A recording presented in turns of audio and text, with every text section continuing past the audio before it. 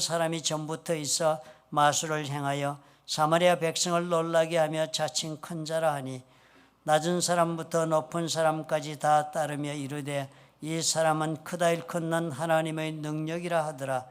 오랫동안 그 마술에 놀랐으므로 그들이 따르더니 빌립이 하나님 나라와 및 예수 그리스도의 이름에 관하여 전도함을 그들이 믿고 남녀가 다 세례를 받으니 함께요 시몬도 믿고 세례를 받은 후에 전심으로 빌립을 따라다니며 그 나타나는 표적과 큰 능력을 보고 놀라니라. 아멘. 말씀 큐티 가지고 여러분 매일 말씀 보려고 노력하고 계시죠? 예, 그렇게 일주일 여러분 그렇게 하셔야만 주일날 설교가 연결이 됩니다. 왜냐하면 저도 그 순서에 따라서 주일 설교를 하고 있기 때문입니다. 그래서 많은 분들이 아직도 생활의 습관으로 그렇게 들어있지 않아서 주일에는 할 수 없이 지나간 그 사도행전의 이야기를 알지 않으면 알 수 없는 부분들과는 연결해 가면서 또 설명하느라고 많은 시간을 할애합니다.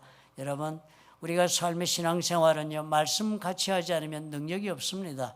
교회 열심히 아무리 다니시고 아무리 기도 많이 하셔도 하나님의 말씀이 내 삶의 기준이 되고 그 말씀을 따라 내가 살겠다는 그런 결단이 없고 또 그런 실질적인 실천이 없다면 변화되지 않는 그리스도인이 되고 맙니다. 30년 교회를 다녀도 사람이 변하지 않는다. 변하지 않지요. 말씀을 내가 직접 믿고 배우고 실천하고 적용하는 일이 없으면 무엇으로 우리가 변화되겠습니까? 하나님은 이 땅에 사람의 몸을 입고 오신 것을 요한복음은 말씀이 사람이 되었다고 그렇게 표현하고 있지 않습니까?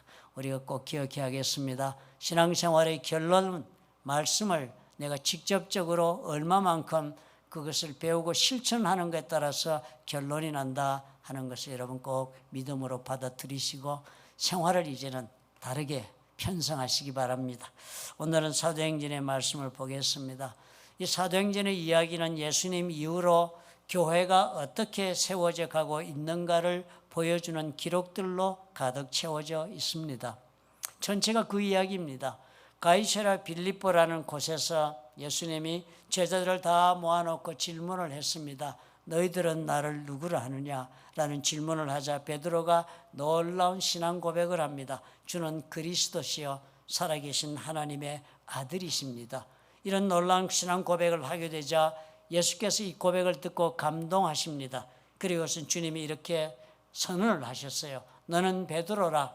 내가 이 반석 위에 내 교회를 세우리니 음부의 권세가 이기지 못할 것이다. 그렇게 말씀하신 것입니다. 음부의 권세가 이기지 못하니까 교회가 어떻게 해요?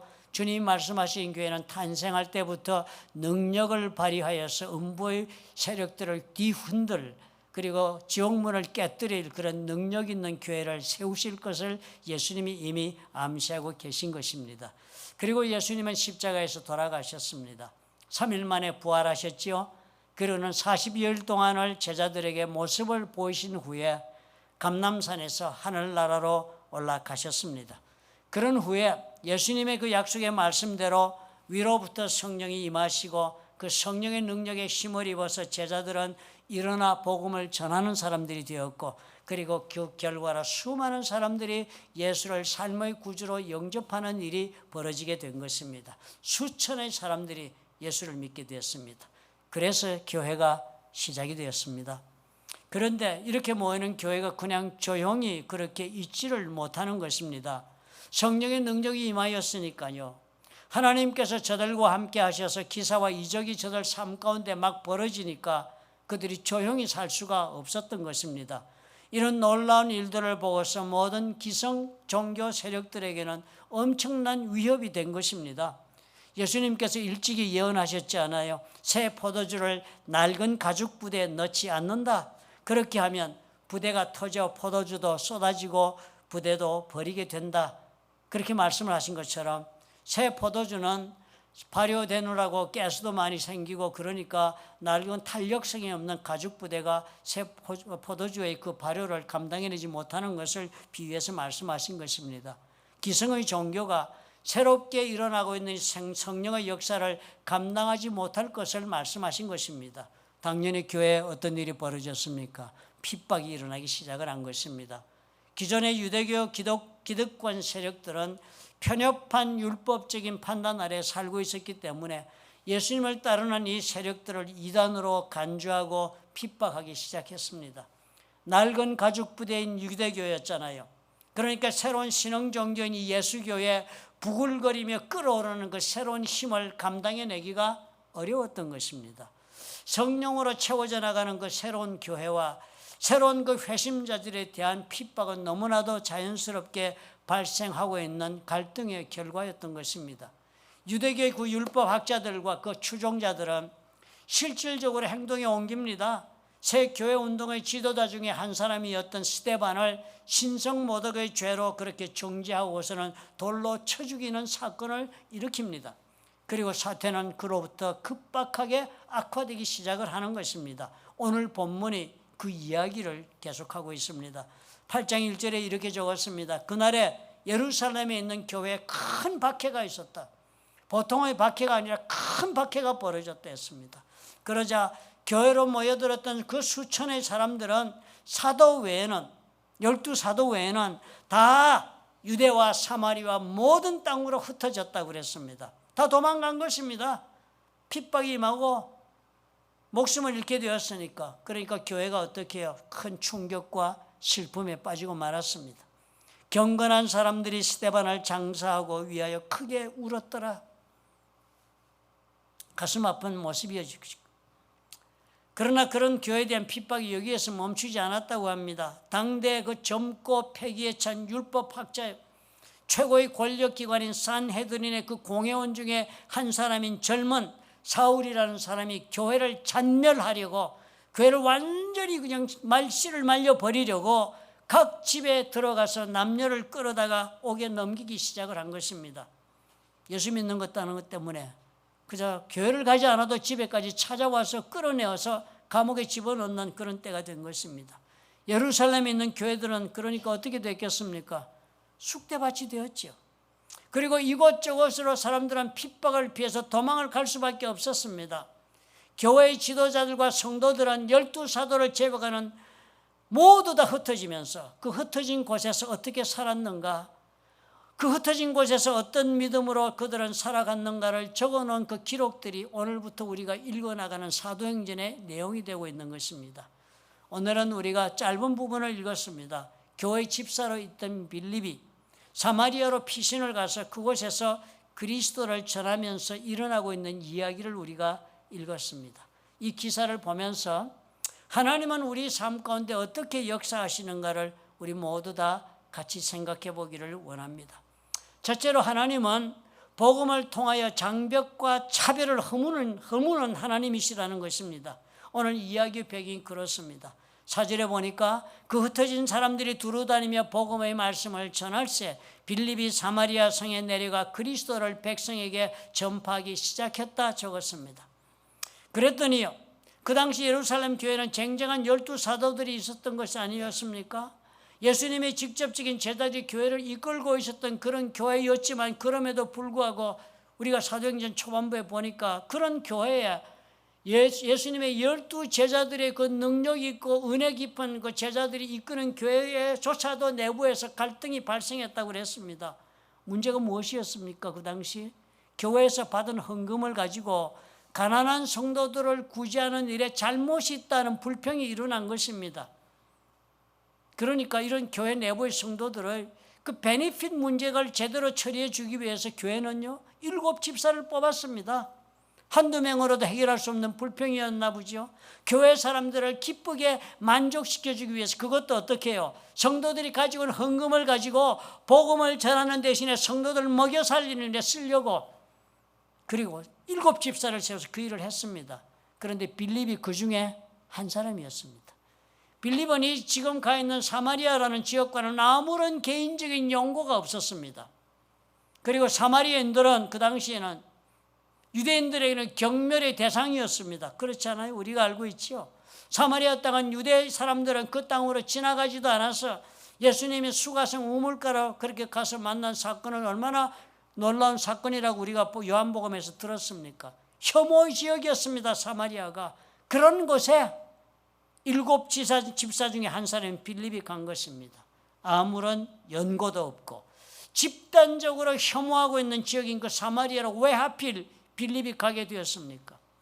개인적인 선호에 따른 그런 선택은 분명 아니었을 것입니다. 핍박이 나니까 야 사마리아로 가보자, 그곳에 가서 살아보자 해서 간 곳은 절대 아니었을 것입니다. 예수님께서 말씀하신 그 약속하신 말씀의 성취를 위하여 성령께서 보내셨기 때문에 빌립은 자기의 의사와는 전혀 관계없이 사마리아 땅으로 보내져 그곳에서 일하게 된 것입니다. 예수님은 이미 제자들에게 말씀하지 않았습니까? 예루살렘과 온 유대와 사마리아와 땅끝까지 이르러 내 증인이 될 것이다 라고 주님 말씀하신 그 예언대로 빌립은 사마리아로 간 것입니다. 단순한 우연이 아니었지요. 빌립이 사마리아로 간 것은요, 성령께서 예수님의 약속을 이루시기 위해 데려다 놓은 자리였습니다. 그리고 그곳에서 빌립은 그리스도를 백성에게 전파했습니다. 주님이 원하시는 일이기 때문입니다. 그러자 놀라운 하나님의 역사가 일어났다. 성경이 그것을 적지 않아요? 무리가 빌립의 말도 듣고 행하는 표적도 보고 한 마음으로 그가 하는 말을 따르더라. 말을 들어보니까 정말 놀라운 역사적인 진실이라는 걸 깨달으니까 그 말씀을 따르고 살기 시작을 한 것입니다. 그리고 나서 어떻게 해요? 역사가 일어나기 시작했습니다. 많은 사람에게 붙었던 더러운 귀신들이 소리를 지르고 나가고 또 많은 중풍병자와 못 걷는 사람들이 나았다고 그랬습니다. 지금 빌립에게 무슨 일이 일어나고 있는 것입니까? 예수님 계실 때나 일어났던 일들입니다. 아니면 그보다 더한 일들 아닙니까? 중풍병자와 못 걷는 사람들이 일개 교회의 집사였던 빌립이었습니다. 지금 말하면 새성도나 맞이하고 음식 날라주면서 시니어 테이블에 음식 갖다 놓고 하시는 그런 일을 한 빌립이었습니다. 필요한 거 있으면 찾아 도와주고 그런 빌립이었는데 그 빌립을 통해서 지금 어떻게 해요? 하나님의 역사가 지금 벌어지고 있는 것입니다. 하나님께서 빌립이 전하는 복음을 통하여 유대인과 사마리아 사이에 있는 역사적인 장벽이요, 개인적인 가지고 있는 감정적 장벽이요, 이 종교적인 장벽을 하나님이 다 지금 허물고 계신 것입니다. 그리고 이 하나님의 역사적인 일에 지금 빌립은 하나님의 도구로 쓰임받는 것이 되었습니다. 영광이지 않아요? 하나님 손에 쓰임받는다니. 교회가 핍박받기 전에 빌립이 한 일을 생각해 보면 놀랍지 않아요? 교회에서는 과부들에게 생필품 나누어주는 일을 관장하던 일개 집사였습니다. 예수 믿고 교회 온 사람들이 불평하지 않고 교회 정착하고 예수 좀 믿는데 신앙 잘하는 일에 내가 무슨 도움이 되었으면 좋겠다 하는 일 정도를 하던 교회 내부에 속했던 사람이었습니다. 그런데 그런 교회가 박살이 나고 빌립은 전혀 본인이 상상하지조차도 않았던 사마리아 땅으로 보냄을 받고 이제는 사도들이나 하던 일이라는 그 놀라운 일들을 예수 그리스도의 복음을 전하는 일을 직접 본인이 감당했던 것입니다. 그랬더니 그 결과가 어땠습니까? 엄청난 사건이 된 것입니다. 이제까지 빌립 자신은 직접 체험하지 못했던 일들, 하나님의 그 놀라신 능력이 사도들의 손에서나 일어나는 줄 알았던 기사와 이적들이 이제는 자신의 사역을 통하여 눈앞에서 펼쳐지고 있는 사건을 지금 목도하는 이런 놀라운 지금 자리에 서 있는 것입니다. 많은 분들이 질문하지 않아요?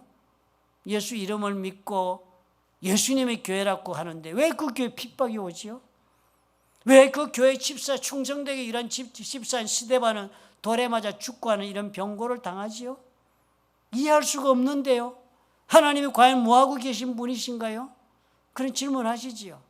세속적인 표현을 빌리면 예수 믿었는데 왜 문제가 내 인생에 아직도 이렇게 있습니까? 왜 나는 이렇게 불행을 당해야 합니까? 라고 질문하는 것과도 똑같습니다. 예수를 위해 살아가는 사람인데 왜 불행하게 죽는가 하는 질문입니다. 오늘 본문이 그런 우리의 질문에 답을 지금 주고 있는 것입니다. 하나님의 관심이 어디에 있는가를 우리가 보지 못한다면 우리는 우리 인생에 대한 답을 결코 찾지 못할 것입니다. 우리는 오늘 나의 현실의 유지와 나의 삶의 복지에 내 모든 관심이 다가 있기 때문에 늘 이런 질문에서 우리는 헤어나오지 못하고 맙니다. 우리는 마치 빌립처럼 교회 안에서 주어진 환경 속에서 평안하게 예수를 믿은 덕분에 누리고 그리고 행복한 삶을 살기를 소원하고 있을 것입니다. 그런데요, 정말 우리 하나님의 관심은요, 우리의 그런 관심과는 전혀 다른 곳에 하나님의 마음이 가 있다는 것을 우리가 오늘 이 사건을 통해서 볼 줄 알아야 합니다.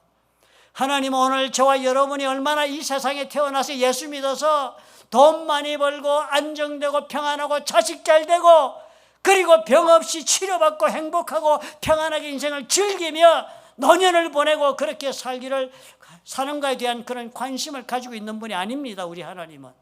하나님의 관심은 하나님의 계획을 성취시켜 나가는 데 있다는 것을 우리가 알아야 합니다.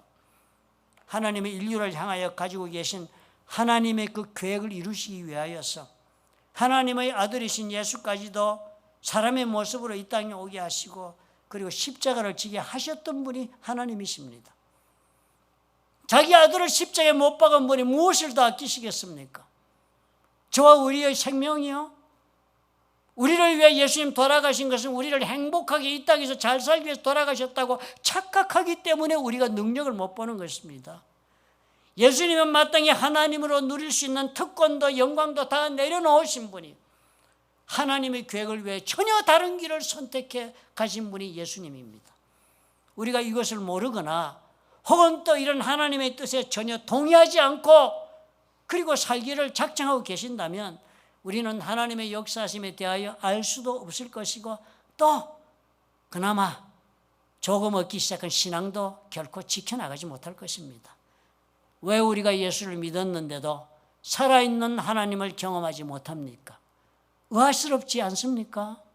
예수를 믿는데도 왜 내 삶에는 하나님의 능력이 임한다고 나는 간증할 수 없는가? 이상하지 않습니까? 왜 우리가 하나님을 믿었는데도 내가 원하지 않는 곳에서 왜 이렇게 살고 있는가? 내가 예수를 믿었는데도 왜 내가 원하지 않는 일을 매일 이렇게 하면서 살아야 하는가? 왜 나는 이런 위치에 지금 속해 있는가라고 불만스러워하지 않습니까? 오늘 빌립을 보셔야 합니다. 빌립을 보셔야 해요. 이 빌립 어떻게 살았습니까? 본인이 원하지 않는 일을 지금 겪었습니다. 주위에서는 동료 집사였던 스데반이 돌에 맞아 죽고요. 성도들은 까닭 없이 자기가 섬기던 그 성도들이 까닭 없이 감옥으로 막 잡혀 들어가고 그런 가운데 자신은 피신을 해서 갔다고 눈을 뜨고 보니까 엉뚱한 사마리아 땅으로 가고 만 거예요. 그러나 그런 곳에서 무슨 일이 벌어졌습니까? 하나님의 역사가 일어난 것입니다. 교회 안에서 성도들에게 배금이나 주며 지냈던 일개 집사 빌립이었습니다. 그러나 이제 빌립은 놀랍게도 하나님의 손에 쓰임받는 하나님의 도구가 되어서 하나님의 역사 속에 살아가는 그런 인생을 지금 경영하고 있는 것입니다. 우리가 이 사건을 읽으면서요, 하나님의 마음을 볼 줄 알아야 하겠습니다. 오늘의 평안한 삶이 내가 바라는 전부라면요, 하나님의 능력을 경험하지 못할 것입니다. 하나님은 우리를 통하여 내가 스스로 치고 있는 내 인생의 장벽을 허물고 나오시기를 원하세요. 내가 스스로 차별하면서 대하고 있는 이 사람들에 대한 내 마음을 열고 나서기를 원하시는 것입니다. 그래야만 그 사람들이 하나님의 복음을 듣고 구원받을 수 있는 기회를 얻을 수 있기 때문입니다. 우리가 이것을 이해해야 합니다. 빌립은 우리 모두에게 이 가르침을 주고 있는 것입니다. 하나님의 우리를 향하신 뜻은 우리가 안정된 현실 속에 안주하는 삶이 아닙니다. 내가 만나고 싶지 않은 사람이라도 만나러 나서는 사람이 되기를 원하시는 거예요. 내가 가고 싶지 않은 곳이라도 불편한 자리라도 내가 가서 그 자리에서 내 인생 속에 역사하신 하나님을 얘기하는 사람이 되기를 원하시는 것입니다. 교회를 깨어서 나가게 해서라도 하나님은 성도가 죽임을 당하게 해서라도 하나님은 장벽을 허물기를 원하시고 차별을 철폐해 가시서 사람들을 구원하기를 원하신다는 것을 여러분 믿으시기를 바랍니다. 하나님은 저와 여러분의 안락한 삶에는 관심이 없으심을 깨달으시기 바랍니다. 하나님, 우리가 안락하기를 원하는 것이 아니라 우리가 의미 있는 인생을 살기를 원하십니다. 그러므로 영혼을 구원하는 일에 하나님의 모든 관심이 가 있다면 저와 여러분도 어디에 우리의 관심이 가 있어야 하나님과 함께 통행할 수가 있겠습니까? 그러므로 여러분의 장벽을 허물고 나오시기 바랍니다. 차별하는 마음도 내려놓으시기 바랍니다. 그리고 내가 믿는 예수에 대한 증언을 하시기 바랍니다. 하나님의 능력을 그렇게 하시면 1인칭으로 경험하시는 그런 그리스도인의 삶을 반드시 살게 됩니다. 기쁨이 동반할 것입니다. 우리가 살면서 기쁨이 있어야죠. 그리고 대개의 기쁨은 여러분 생각해 보십시오. 고통의 과정을 수반합니다. 예를 들면 우리가 즐겨하는 운동도 다 그렇지 않습니까? 골프 치시는 분 많으시죠? 골프 치려면 그 골프 배우려면 얼마나 고통스러운지 몰라요. 저는 골프 배우다가 절망해서 그냥 그만둔 적이 많습니다. 요즘은 실력을 묻지 않는 시니어들과 그냥 따라다니면서 토끼 잡으러 다니는 골프 칩니다. 별로 즐거움이 없지요. 투자한 것이 얼마 없으니까요. 얼마나 노력들 합니까? 테니스, 축구, 모든 운동들을 즐기기 위해서는 우리는 상당한 시간과 노력을 들여서 연습을 해야만 그 운동을 할 수 있습니다. 그리고 그 운동 자체도 힘을 쓰고 정신을 집중하고 고통스럽게 육체적인 힘을 쏟아부어야만 그래야만 기쁨을 누리는 시간을 가지게 됩니다. 이조시대에 그랬다는 얘기가 있죠. 이조시대에 선교사들이 복음을 전하러 한국으로 조선으로 들어와서 임금님 앞에 테니스를 소개를 했답니다. 궁정에서 테니스를 소개하니까 왕이 그 테니스 하는 것을 보더니 하시는 말씀이 그 힘든 일을 종자들에게나 시키지 왜 직접 저렇게 뛰어다니나 하고 말했다 하지 않습니까? 고통을 통하여 얻는 기쁨을 모르기 때문에 하는 말인 것입니다. 하나님의 일에 쓰임받는 기쁨이 이러한 것을 여러분 이해하시기 바랍니다. 8절에 그 성에 큰 기쁨이 있더라. 큰 기쁨이 있더라. 그 성은 어떤 성이었습니까? 사마리아 성? 그 성에 큰 기쁨이 있더라. 하나님께서 인생을 고쳐주시는 것을 보았으니까요. 하나님께서 깨어진 인생을 회복시켜 주시는 것을 보았으니까요. 그런 것을 보니까 큰 기쁨을 온 사람들이 다 경험하게 된 것입니다. 세상에 있는 기쁨도 고통을 요구하는데요. 하물며 하나님이 주시는 기쁨을 맛보시려면 어떠하겠습니까? 비록 그 과정은 빌립이 겪은 것처럼 여러분의 삶의 평안이 깨어져 나가는 것 같고 원치 않은 곳에 내가 가서 번영을 받아 일하고 있는 것 같고 원하지 않는 사람과 살아야 하는 것 같다 할지라도 살아계신 하나님의 능력을 그곳에서 목도하는 것 이상 우리에게 더 큰 기쁨은 없을 것입니다. 고통과 핍박을 겪으면서 하나님에게 쓰임받게 되면 인생의 의미를 발견하게 되고 인생의 의미를 발견한 사람이 행복을 아는 사람이 된다는 것을 여러분 알지 않습니까? 병들고 상처받은 사람들이 치유받고 회복되는 일을 내가 직접 보면서 내가 소개한 하나님을 통하여 저들이 치료받고 회복되는 것을 우리가 목도함으로 하나님만이 주실 수 있는 기쁨을 내 삶을 이끌어가는 동력이 되는 것입니다. 2주일 전에 지난주 미국에서는 충격적인 암살 사건이 있었습니다. 찰리 커크란 청년, 이번에 어디서든지 그리스도인의 신앙을 아주 원색적으로 전하던 사람이었습니다. 믿으려면 제대로 믿으라라고 젊은이들에게 설파하는 능력이 있는 변론가였습니다. 유타 대학에서 그날도 신앙과 삶에 대해 공개 토론을 진행하는 중에 반대파의 총격을 받고 사망하는 사건이 발생합니다. 찰리 커크의 죽음도 아마도 그 반대자들은 생각했을 것입니다. 죽여버리면 더 이상 청년들이 사회적으로 그리고 종교적으로 깨어나서 진정한 그리스도인이 되는 일을 이제 멈추게 될 것이라고 아마 기대했을 것입니다. 그러나 그 사건 이후에 오히려 새로운 놀라운 움직임이 지금 전국적으로 확산되고 있는 것입니다. 대학 캠퍼스와 지역교회에서 청년들이 모여 기도하기 시작한 것입니다. 찰리 커크가 세운 터닝 포인트라는 이 신앙단체는 한 대학에서는 20개의 소그룹밖에 없었다고 합니다. 그러나 찰리 커크가 암살되고 나자 이제는요, 그 대학에서 20개였던 스몰 그룹이 그 터닝 포인트 그룹이 2,500개로 지금 불어나고 있다는 것입니다. 새로운 젊은이들이 이제는 나도 진정 예수를 믿고 이제는 내가 직접 복음을 전하겠다고 일어서는 일이 벌어진 것입니다. 듣기만 하였고 수동적으로 그리스도를 살아갔던 사람들이, 그저 예수만 믿고 제자리에 앉아서 행복을 추구하던 사람들이 이제는 일어선 것입니다. 사명의식으로 살겠다고 결심하는 것입니다. 하나님은 고난을 사용하셔서 우리 인생의 장벽을 이렇게 무너뜨리고 차별을 제거하셔서 복음이 널리 퍼지도록 역사하십니다. 그러면 여러분, 산불처럼 한 곳에서 흩어져 나간 불씨들이 온 지역을 새로운 불길에 타오르게 하듯이 그렇게 복음이 새롭게 불타오르는 역사도 간단한 곳에서 출발합니다. 우리가 가지고 있는 개인적인 그런 성향으로 우리가 두르고 있는 차별과 그런 우리 장벽들을 우리가 허물고 진정 주님의 부름을 따라 앞으로 나설 수 있을 때 놀라운 역사, 하나님의 능력은 벌어지는 것입니다.